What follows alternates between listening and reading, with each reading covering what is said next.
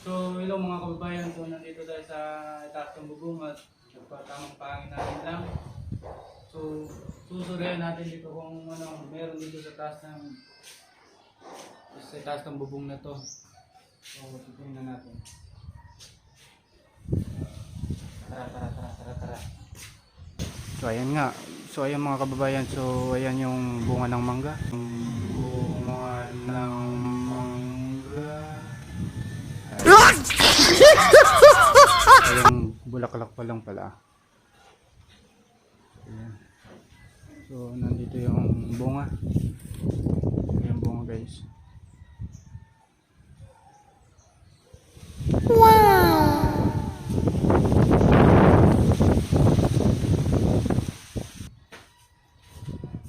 So, yung nakita mo na yung bunga ng mangga at yung bulaklak. So, malapit na lumaki.